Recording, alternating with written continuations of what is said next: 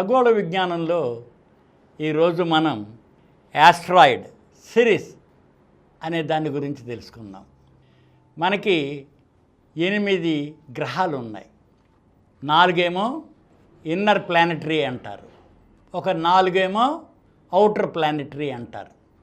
ఈ ఉన్న సూర్యుడికి దగ్గరగా బుధగ్రహం, శుక్రగ్రహం, మనం నివసించే భూమి, తర్వాత అంగారకుడు మార్స్ ఉన్నాయి. ఇవి రాకీ గ్రహాలు, సాలిడ్. దీని తర్వాత యాస్ట్రాయిడ్ బెల్ట్ అని ఉంది.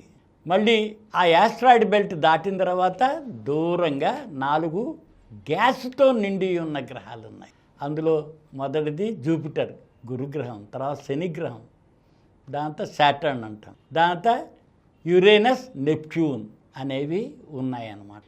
ఈ యాస్ట్రాయిడ్ బెల్ట్ మార్స్కి జూపిటర్కి మధ్యన ఏర్పడింది.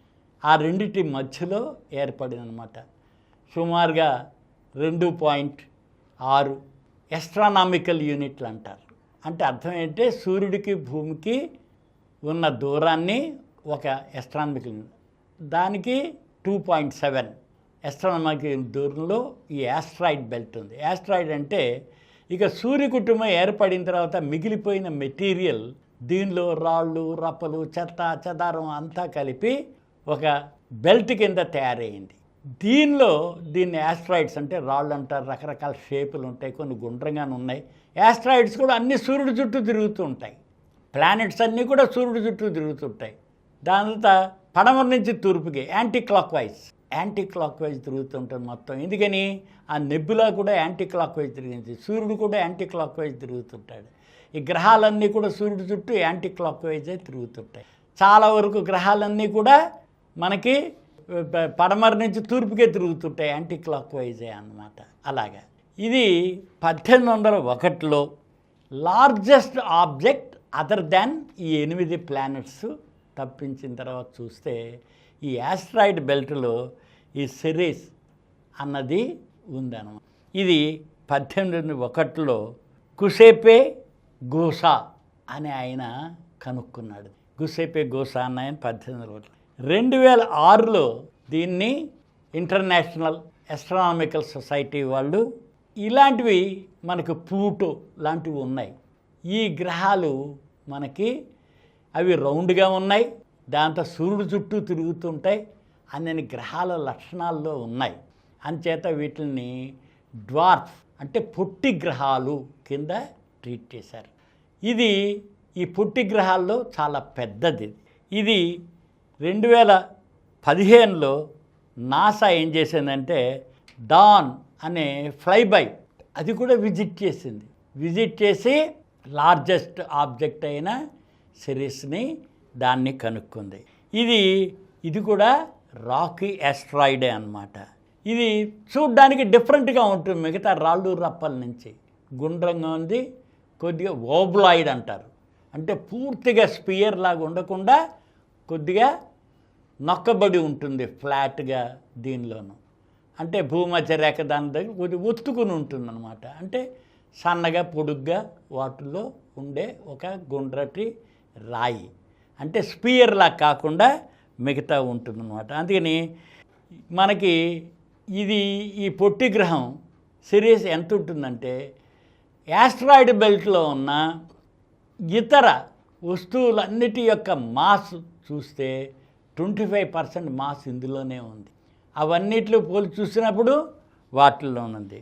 అంతేకాకుండా ఇదేమవుతుందంటే మన భూమిలో వ్యాసార్థంలో చూస్తే 1/13 13వ వంతు ఉంటుంది. అంటే 296 మైళ్ళు దాని రేడియస్, అంటే సుమారుగా 600 మైళ్ళు ఉందన్నమాట దాని వ్యాసం చూసినప్పుడు అన్నమాట.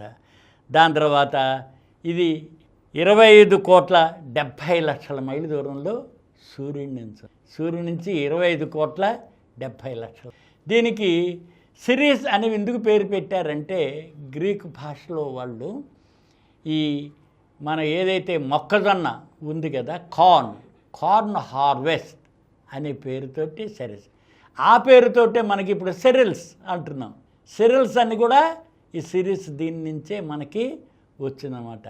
ఏదైనా మొక్కజొన్న హార్వెస్ట్ చేసిన టైంలో ఆ పేరుతోటి దీన్ని పిలుస్తున్నారు. ఇది అందుకని ఇది మనకు చూసినట్లయితే ఆస్ట్రానమికల్ యూనిట్ దూరంలో ఉంది.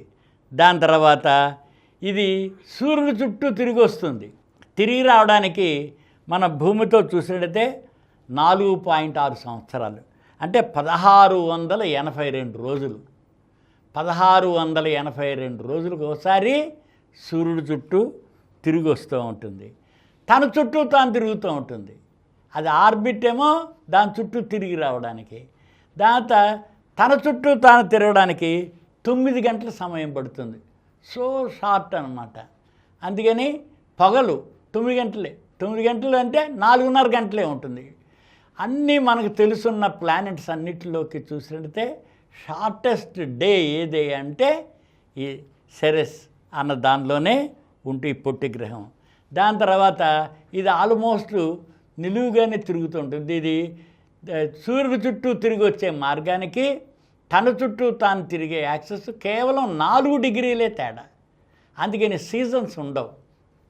ఎక్కువగా మన భూమి 23.5 డిగ్రీలు వంగు తిరుగుతుంది. అందుకని ఏంటి సీజన్స్ మనకి కనిపిస్తూ ఉన్నాయి. ఇది 4 డిగ్రీలే, అంటే చూడ్డానికి వర్టికల్గానే తిరుగుతున్నట్లుగా కనిపిస్తూ ఉంటుందన్నమాట. దీనికి మూన్స్ లేవు. ఇది మిగతా మన ప్లూటోతో పోలిసి చూసుకున్నట్లయితే మనకి ఇది ప్లూటోలో మనకి దాని తర్వాత 14 రెట్లు ప్లూటో పెద్దది దీని మీద. ఈ సిరీస్ దీని మీద ప్లూటో 14 రెట్లు. వాటికి మూన్స్ ఉన్నాయి. టైటాన్ మూన్ కూడా ప్లూటోకే ఉంది. దాని తర్వాత దీనికి మూన్స్ లేవు. కారణం ఏంటి అంటే ఇది మార్స్కి జూపిటర్కి మధ్యలో ఉంది కాబట్టి జూపిటర్ చాలా బలవంతమైన ఆకర్షణ గల గ్రావిటేషనల్ ఫోర్స్ గల పెద్ద ప్లానెట్. సూర్యుడి తర్వాత పెద్దది అదే. మొత్తం మాస్ అంతా మన దీనిలోనే సరిపోతూ ఉంటుంది, గురుగ్రహానికే అన్నమాట చాలా వరకు. అందుకని దీనికి ఏమైనా మూన్ లాంటిది తిరగాలనుకున్నా అది జూపిటర్ లాగేసుకుని ఉంటుందన్నమాట. అందుకని దీనికి కూడా మూన్స్ లేవు, సీజన్స్ లేవు. దాని తర్వాత దీనికి మామూలుగా రింగ్స్ కూడా లేవు. సాధారణ శాటర్న్కి వాటికి రింగ్స్ లాగా. రింగ్స్ అంటే ఏంటంటే డస్ట్ రౌండ్గా తిరుగుతూ ఉంటుంది రింగ్స్ లాగా. జూపిటర్ కూడా ఈ మధ్య మనం సెటిలైట్స్ పంపిస్తున్నాం కాబట్టి వాటి ద్వారా అబ్జర్వ్ చేసినప్పుడు కనిపిస్తోంది ఈ డస్ట్ పార్టికల్స్ చిన్న చిత్తగా ఉండే ఈ రాళ్ళు రప్పలు లాంటివి తిరుగుతూ ఉన్నాయన్నమాట. అందుకని రింగ్స్ లాగా వాటిలో అంటే దాని యొక్క ఆకర్షణ శక్తి దీనిలో అవి తిరుగుతూ ఉంటాయి. అందుకని దాని తర్వాత దీనికి లో అట్మాస్ఫియర్, చాలా తక్కువ అట్మాస్ఫియర్ ఉంటుంది. ఈ తక్కువ అట్మాస్ఫియర్ తోటి వాటిల్లో దాని తర్వాత సెంటర్లో రాకీగా ఉండవచ్చు, రాక్ కూడా కొంత ఉండొచ్చు. తర్వాత కొంత వాటర్ ఐసీగా ఉంది, వాటర్ వేపర్ అలా కనిపిస్తుందన్నమాట, ఐసీగా ఉందని. అంటే సాల్ట్ లేదు. సాల్ట్ అంటే ఇక్కడ ఇతర మినరల్స్ ఉన్నవి, అంతేగాని మన భూమి మీద దొరికే సాల్ట్ ఉప్పు లాంటిది NaCl లేదు. NaCl లేకుండా మిగతా ఇతర పదార్థాలతోటి అంటే మెగ్నీషియం సల్ఫైడ్ లాంటివి ఇలాంటివి సల్ఫైడ్స్ మెగ్నీషియము అలాంటివి అందులో ఉంటుంది. చాలా థిన్ అట్మాస్ఫియర్. ఈ రకంగా మనకి యాస్ట్రాయిడ్ బెల్ట్లో బిగ్గెస్ట్ ఆబ్జెక్ట్ ఏది అని అంటే మనకి ఈ యాస్ట్రాయిడ్ బెల్ట్ కనిపించేది పొట్టి గ్రహం అయిన సెరెస్. దీని గురించి ఈరోజు మనం తెలుసుకున్నాం.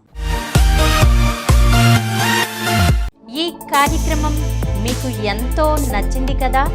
ఇటువంటి మరిన్ని వీడియోల కోసం అనతి కాలంలోనే 20 కోట్లకు పైగా వ్యూస్ సాధించిన సమరం ఛానల్ సమర్పించు సమరం సైన్స్ వరల్డ్ ఛానల్కు సబ్స్క్రైబ్ చేయండి, లైక్ చేయండి, మీ ఫ్రెండ్స్కి షేర్ చేయండి.